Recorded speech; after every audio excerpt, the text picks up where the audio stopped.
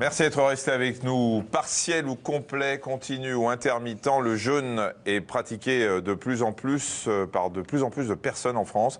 C'est une pratique millénaire. Le plus vieux témoignage du jeûne date du XIIIe siècle avant notre ère.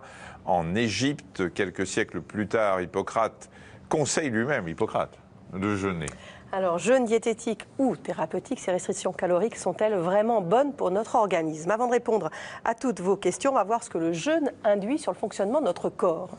Quand il est privé d'aliments pendant 1 ou plusieurs jours, voire plusieurs semaines, notre corps fait face à ce manque de carburant. Heureusement, il peut continuer à fonctionner en puisant dans les ressources dont il dispose. On va distinguer, Michel, 3 phases. Oui, le premier jour, l'organisme utilise le glucose disponible directement dans le sang, puis il pioche dans celui qui est stocké dans le foie sous forme de ce qu'on appelle le glycogène. C'est forcément une solution de très courte durée. Dès le deuxième jour, les réserves en glucose et en glycogène sont épuisées. La plupart des cellules vont alors trouver un plan B et elles vont puiser dans le tissu adipeux, c'est-à-dire les réserves en graisse. Mais certains tissus, comme les cellules du sang ou du cerveau, ne se contentent pas de cette solution et vont puiser dans le tissu musculaire, transformer les protéines en glucose. Pour ceux qui ont fait médecine, c'est la néoglucogénèse. C'est très compliqué ça. Oui. Et après le 5e jour, le corps entre dans une phase où il cherche à épargner son stock de protéines. Le foie et les reins vont alors fabriquer des molécules de substitution, les corps cétoniques, qui vont être utilisées par le cerveau à la place du glucose. On appelle ça la cétogénèse. Ça aussi, c'était horrible. Pour répondre à toutes vos questions, 2 invités. Le professeur Jean-François Toussaint, bonjour. Bonjour. Physiologiste, directeur de l'Institut de recherche biomédicale et d'épidémiologie du sport. Et le docteur Patrick Serog, médecin nutritionniste. Bonjour. Bonjour. Alors, quelqu'un qui fait 2 repas par jour uniquement, matin et soir, et qui jeûne pendant 12 heures, est-ce néfaste? Non, faire 2 repas par jour, c'est pas néfaste du tout. On peut faire même moins. Dans certaines civilisations, on arrive à 1 repas par jour et c'est tout à fait possible. À partir du moment où on a une quantité d'énergie suffisante pour pouvoir fonctionner, ça c'est le premier point. Une quantité de protéines surtout nécessaire pour pouvoir justement, comme vous l'avez expliqué tout à l'heure, ne pas puiser sur ses réserves musculaires. Est-ce qu'on peut éduquer notre corps? Vous qui êtes physiologiste, c'est-à-dire vous connaissez bien tout le fonctionnement de l'organisme, est-ce que si par exemple on décide de prendre un seul repas par jour le matin, et qu'on prend avec ce qu'il faut suffisamment pour avoir l'énergie dans la journée, est-ce que l'organisme va finir par s'adapter et ne plus avoir faim dans la journée, ne plus avoir des périodes où on manque de sucre, etc. ou pas? Absolument, il y a une grande partie qui est d'ordre culturel aussi dans ce domaine-là. Il y a une partie énergétique qui est essentielle, il y a une partie hédonique autour du plaisir que l'on prend et de la rétribution qu'on va avoir, mais il y a une grande partie qui est culturelle et cette partie-là, elle dépend aussi de ce que sont les moyens à disposition. Et il est très probable d'ailleurs que cette unicité d'un repas quotidien a été probablement l'une des plus longues périodes sur lesquelles on a réglé nos habitudes alimentaires. Donc le fait d'avoir maintenant 3 repas, voire plus, sur les collations qu'on peut avoir, est assez dissocié avec la façon dont nous avons évolué. Et donc c'est un des éléments qui va très clairement remettre le jeûne au cœur de la question du traitement, de la régulation du poids et de la question de l'obésité dans l'ensemble des sociétés développées actuellement. J'ai un anneau gastrique, donc c'est un anneau qui est posé pour resserrer l'estomac chez les personnes obèses. Est-ce qu'il est possible de jeûner ou est-ce dangereux pour la santé? L'anneau gastrique ne change rien du tout au problème. Déjà avec l'anneau gastrique, normalement, quand il fonctionne, les quantités alimentaires qui vont être absorbées vont être moindres, tout simplement parce qu'on a un petit estomac qui ne peut pas se dilater au-delà d'un certain volume. Et donc ça ne va strictement rien changer à la possibilité du jeûne. Le jeûne a-t-il un effet détox sur l'organisme, demande Florence. Tout le monde rêve toujours de détox. Juste pour revenir avant, l'une des questions aussi sur l'importance de l'anneau gastrique et donc des interactions est aussi celui sur lequel on va devoir juger au moyen et au long terme les impacts de ces thérapies. Et ce dont on se rend compte actuellement sur la chirurgie bariatrique qui concerne l'ensemble de ces anneaux, c'est qu'on a plus de 50% des patients qui reviennent au poids qui était celui d'avant la chirurgie, voire plus, dans les 3 à 5 années qui suivent. Donc les études de très long terme qu'on a maintenant montrent que si cette option a été très intéressante sur le court terme, dans des phases aiguës et dangereuses, en fait, sur le très long terme, on reste dans un énorme problème de gestion de, finalement, la fonction qui est seulement celle de avec la l'anneau ou régulation avec autonome. toutes les chirurgies de l'estomac? Principalement sur l'anneau. L'anneau, c'est un échec. Oui, l'anneau, c'est un échec, on peut le dire aujourd'hui. Pourquoi continuer à opposer On continue à opposer quand les gens ne veulent pas une chirurgie plus lourde. C'est ça le problème. Ils ont besoin, mais ils ne veulent pas accéder à ça. Parce qu'il y a d'autres chirurgies dont on parle souvent dans le magazine, on enlève une partie de l'estomac, ou voilà, on raccorde, ça, ou on chinte. ou le bypass, bon, mais toujours est-il que... l'anneau est un échec. L'anneau est un échec, oui. Oui, parce que d'abord, l'anneau se dilate, on le resserre, mais après, ça ne marche plus très bien. Il y a des complications à l'anneau qui sont un peu plus fréquentes que les autres, pour les autres types d'interventions. Et donc, finalement, souvent, on le retire, au bout d'un moment. Donc on a une vraie difficulté là qui est celle justement de trouver les conditions qui permettent d'avoir chaque jour une capacité à se réguler soi-même en dehors de méthodes très lourdes comme ces méthodes chirurgicales. La pratique du jeûne n'est-elle pas liée à des pratiques sectaires, demande Léa? Alors on trouve de tout dans ce domaine, des charlatans, des sectes, des purifications. Alors on parlait de détoxification tout à l'heure, mais la question qui est celle d'une philosophie, d'une appréciation, d'une interprétation de l'environnement et de sa vie autour des questions que l'on fait, de cette fonction de survie essentielle, l'apport d'énergie, l'apport de nourriture, va être grevé de toute une série de discours qui peuvent aller jusqu'à l'embrigadement dangereux. Donc il est important dans ces questions-là de voir ce que sont les aspects exact, précis de la façon dont fonctionne le jeûne. Vous en avez détaillé quelques éléments au début, d'en voir les impacts sur la réalité clinique, ce que Patrick disait sur ce domaine, et surtout à partir de là, de donner les clés à chacun de ses choix en dehors d'une question d'embrigadement. Est-ce que, pour autant, on est capable de juguler les discours sectaires qui vont n'utiliser le jeûne que parmi tant d'autres arguments? Évidemment, le combat est beaucoup plus large dans ce domaine-là. Les discours sectaires se basent aussi sur tout ce qu'on raconte autour du fait qu'on s'empoisonne à chaque fois qu'on mange quelque chose, qu'il y a plein de produits chimiques, tout ça, ce qui fait que les gens finissent par vouloir ne plus consommer du tout. C'est mieux que de consommer du poison. Là aussi, cette question sur actuellement à la fois le discours bio, la question de la nourriture, production locale, les AMAP, la question qui ont tous des aspects extrêmement positifs, mais qui en même temps viennent contredire une forme de super-utilisation qui est celle de la société de consommation des grandes surfaces qui, elles, ont besoin de production et donc de pesticides. Toute la question de l'environnement producteur d'énergie pour ensuite venir faire ce choix de la nourriture que l'on va prendre est très clairement remis en question par l'ensemble de ces points. Il faut faire le tri dans tout ça. On va aller voir un stage très tendance. Oui, en France, les stages de jeûne et randonnée remportent un succès grandissant. Alors pour savoir comment se passent ces stages, Delphine Renaud, Marc Lavastro et Philippe Chalougny ont suivi pendant une journée un groupe de randonneurs jeûneurs. Ce groupe de randonneurs se prépare pour une journée d'excursion. Pourtant ici, pas de petit déjeuner, mais seulement un bol de jus de pomme. On pourrait croire que jeûner et randonnée, c'est une décision complètement artificielle, mais c'est la chose la plus naturelle qui soit. Depuis une semaine, ces randonneurs jeûnent. Ils suivent la méthode allemande du docteur Puschinker qui repose sur la consommation exclusive de jus, d'eau et de bouillon.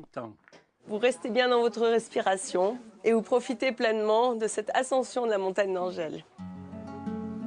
Des randonnées quotidiennes en pleine nature, l'objectif n'est pas d'être dans la performance, mais de trouver son rythme et d'être à l'écoute de son corps.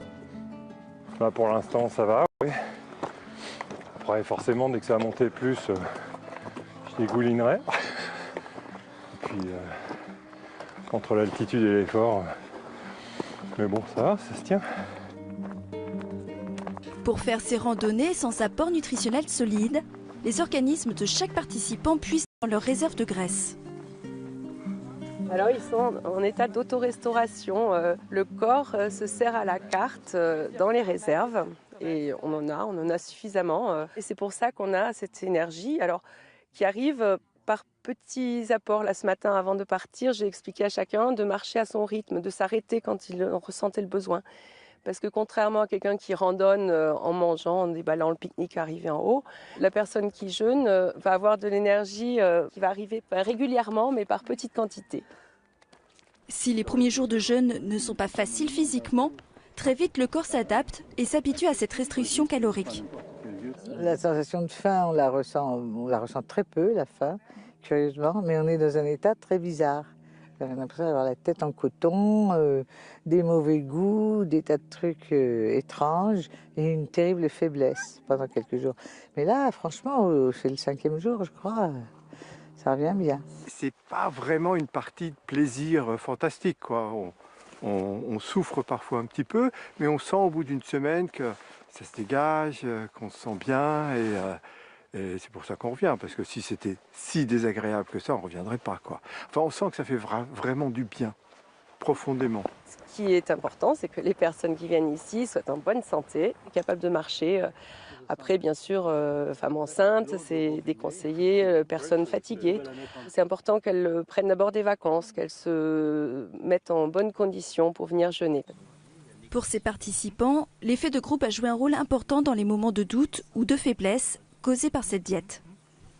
Au début, on est un peu timide dans les partages, mais au final, tout le monde se demande comment ça va et on apprend de tout le monde, quoi. Celui qui a eu mal au cœur, celui qui a mal au crâne, comment ça se passe, comment ça évolue, comment on peut s'aider. Vraiment, l'échange est hyper important. Je pense que moi, toute seule, vraiment, je pense que je ne pourrais pas le faire. Même si le jeûne nous donne des ressources vraiment inconnues auparavant, mais je pense que l'effet de groupe est le facteur clé. Ouais. Là, c'est un champ d'hysope sauvage. Balade, découverte de la nature, yoga, repos. Pour ces participants, cette semaine est aussi l'occasion de faire une pause dans leur quotidien et d'être dans une démarche spirituelle et de bien-être. Très souvent, ce sont des gens qui sont arrivés à tel point dans leur vie où il faut prendre une décision, disent pour faire table rase, je fais une retraite, je me retire de la vie de tous les jours. Et la vie de tous les jours, c'est tout d'abord manger. Alors on se retire tellement de la vie de tous les jours qu'on prend une distance et la décision à prendre est plus facile à prendre à ce moment-là. Souvent les gens viennent pour ça. Et en fait, moi, ma démarche, c'est de réfléchir, de laisser de l'espace à des problématiques que j'ai en ce moment dans ma vie. Du coup, c'est vraiment laisser de l'espace au corps et au cerveau de se poser les bonnes questions sans être peut-être pollué par une digestion ou une vie, enfin, ouais, ou la vie de tous les jours, quoi. C'est vrai qu'un cadre comme ça aide aussi à la liberté d'esprit. Apparu dans les années 90 en France, aujourd'hui, il existe une trentaine d'organismes proposant ces stages. Des séjours qui remportent de plus en plus de succès. Chaque année, environ 5000 personnes y participent. Alors, Eliana, à partir de quel âge on peut jeûner sans risque? Alors, il ne s'agit pas de ne pas manger parce qu'on n'a pas faim, mais à partir de quel âge un parent, par exemple, peut imposer un jeûne à son enfant? On ne doit pas imposer d'abord un jeûne à son enfant, c'est la première des choses. Deuxièmement, en ce qui concerne l'âge, il faut attendre la maturité. Bon. Et puis ensuite, quel que soit l'âge, il faut quand même vérifier que les conditions, dirons-nous, de santé sont là et qu'on n'a pas d'autres problèmes de santé que le jeûne va venir aggraver. Et puis deuxièmement, le jeûne pour maigrir, il faut quand même le rappeler, n'est pas une bonne technique. Alors pourquoi ce n'est pas une bonne technique? C'est vrai qu'on perd spectaculairement du poids. Oui, là, pendant ces stages-là, les gens disent qu'effectivement, ils perdent plusieurs kilos en une semaine. Bien sûr, ils vont perdre du gras, ils vont perdre un petit peu de muscle, ils vont perdre beaucoup d'eau, d'abord. Mais surtout, ce qu'il faut dire, c'est que là, si on veut arriver à stabiliser le poids, parce que l'objectif, ce n'est pas tellement de maigrir, c'est surtout de stabiliser le nouveau poids, eh bien, il faut pour cela une réalimentation qui est très difficile à faire. Et ça, il faut dire aux gens, c'est très difficile à réaliser pour stabiliser son poids durablement. Mais surtout, si, comme on entend, ils n'étaient pas dans le plaisir. Ce que les gens disent, c'est quand même, c'est pas une partie de plaisir. Donc forcément, on se dit que quand ils vont arrêter cette phase de jeûne, ils vont se ruer un petit peu sur la nourriture par plaisir aussi. Et ça, c'est un des problèmes, effectivement, difficiles à équilibrer. C'est-à-dire que sur la capacité que l'on a, y compris pendant le jeûne, c'est-à-dire qu'on va avoir des parcours et des voies qui vont venir stimuler les centres, qui vont eux-mêmes aller rechercher ensuite les aliments qui apportent en général le plus de plaisir, aliments gras, aliments sucrés, c'est aussi une des raisons de l'épidémie d'obésité, mais d'avoir à un moment donné cette capacité à discriminer ça pour redonner un cadre correct et un équilibre entre l'ensemble de ces éléments qui doivent être végétaux, qui doivent être sur les protéines végétales. Mais il faut avoir des conditions de plaisir pour en profiter. On voit bien que là, ce n'était pas tout à fait le cas, en tout cas par tous les participants. Et pourtant, il y a une capacité à se dire au bout de 1, 2, 3 semaines après le régime, tiens, finalement, ça va mieux, ça passe mieux, je me sens plus à l'aise, plus léger, quand on a été en surpoids. Attention, si on était de poids normal, le fait de perdre 10 kilos n'est pas forcément une bonne chose, surtout si trop jeune ou trop âgé, on est dans des conditions de vulnérabilité. C'est une question de Julie qui demande si on peut jeûner sur quelques jours quand on est très mince. Elle a une IMC à 17, donc effectivement, elle est très mince. Alors, surtout pas, parce que jeûner quand on a un IMC à 17... Elle est maigre. D'abord, elle est maigre, elle est même très maigre, hein, donc c'est presque... On est à la limite. Non, mais 17, c'est à la limite de la pathologie. Non, pardon, c'est à 17. Non, je sais pas quel âge elle a. Le risque, c'est de déclencher l'anorexie, il faut le dire carrément. C'est de vraiment déclencher l'anorexie mentale, de vouloir essayer de faire ça. Elle va avoir un tel plaisir à perdre ces quelques kilos qu'elle peut déclencher cette maladie extrêmement grave, et donc surtout pas. Il y a une grande mode, quelque chose dont on parle beaucoup, c'est le jeûne de 16 heures, avec un repas juste le soir. Est-ce que c'est dangereux quand on fait du sport en compétition ? Alors, le jeûne et le sport, on le voit très souvent, enfin très régulièrement, dans les années précédentes, puisque le ramadan était en été, avec les grandes compétitions, on le voit très souvent. On jeûne dans la journée, hein. On mange le domaine du lever de soleil et coucher. Lever et coucher du soleil pendant l'été, donc pendant les journées les plus longues, on a toute une série d'études très nombreuses qui ont regardé ce qu'étaient les modifications physiologiques, les modifications métaboliques et l'impact sur la performance. L'impact sur la performance est très faible, il est probablement de 1 ou 2%, c'est-à-dire que dans le bruit de fond, on arrive difficilement à mesurer cet effet, mais par contre, on a tous les classiques effets que ressentent l'ensemble des croyants qui, eux, souhaitent suivre les recommandations dans ce domaine. Donc, en ce qui concerne le sport de haut niveau, c'est clair que compte tenu de la dépense énergétique, compte tenu des équilibres, là encore, nécessaires entre protéines, lipides, glucides, c'est pas tout à fait souhaitable. Et du coup, un certain nombre de sportifs fidèles souhaitent soit décaler la période de Ramadan, soit éventuellement trouvent des accommodations, mais qui ont toujours une partie de perturbation sur le temps nécessaire pour compenser dans les premières heures de la nuit, et qui elles-mêmes vont réduire une partie du temps de sommeil, etc. Donc ces équilibres-là sont difficiles, mais on n'en a pas vu un impact majeur sur la performance. On sait qu'il existe, qu'il est très probable, mais il n'est pas majeur. Et sinon, en dehors du sport, le jeûne de 16 heures, là, il parle de 16 heures avec un repas juste le soir. Est-ce que pour ceux qui le souhaitent, c'est mieux de sauter les repas du matin, du soir? Qu'est-ce qui est mieux? Non. Ou ça n'a aucun intérêt de toute façon? Bon, sauter des repas, par exemple, ça on parle là du jeûne séquentiel en fait souvent. Bon. Le jeûne séquentiel, c'est lorsqu'on va faire un repas ou qu'on va sauter un repas, ça n'a aucune espèce d'importance. On peut tout à fait sauter le repas.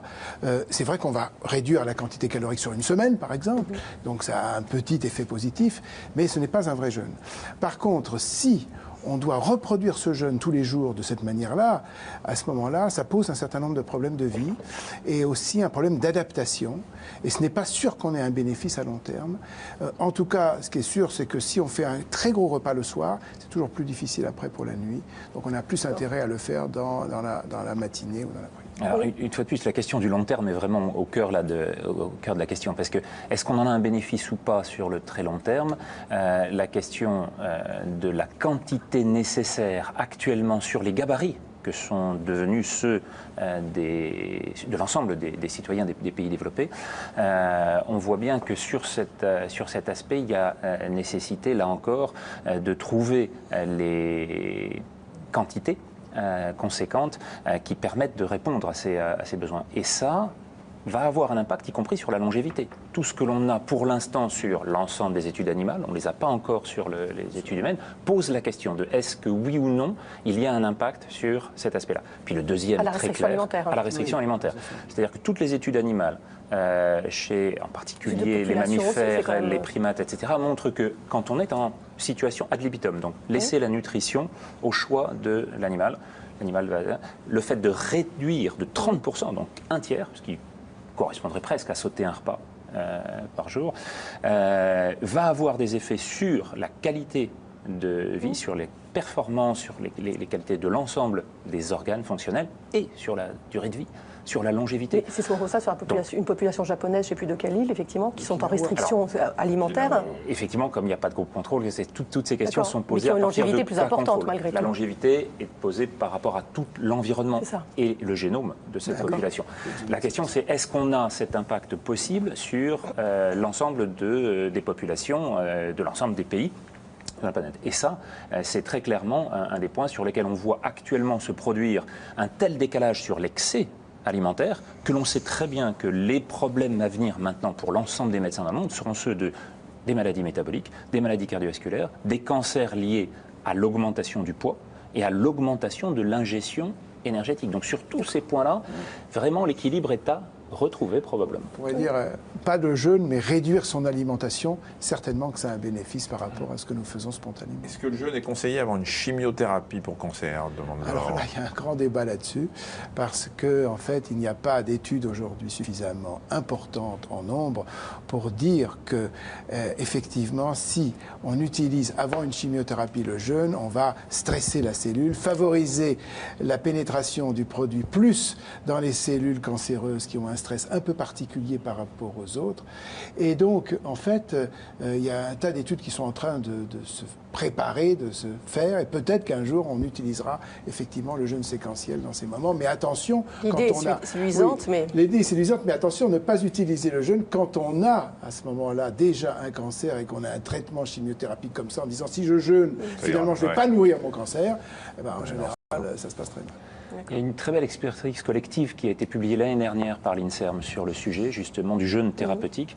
Il y a une seule étude qui a été faite dans des conditions, je dirais, correctes, correspondantes au canon de la recherche. Et il y a une demi-douzaine d'études en cours, en particulier sur ce sujet.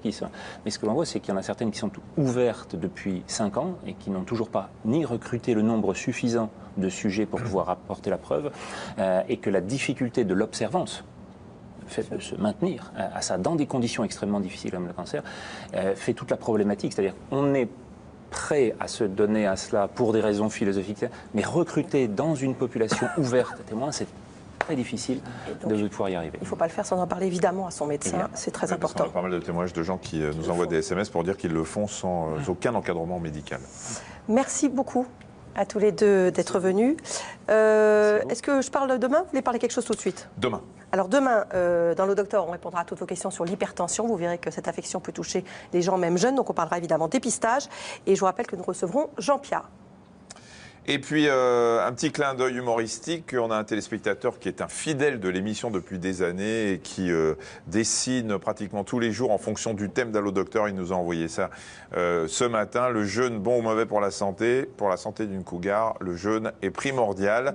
Voilà, il s'appelle Pas de Folle. C'est un fidèle qui nous envoie ça. Vous aurez, je crois, il y a le site sur lequel vous pourrez voir d'autres œuvres. Humourdemalade.fr.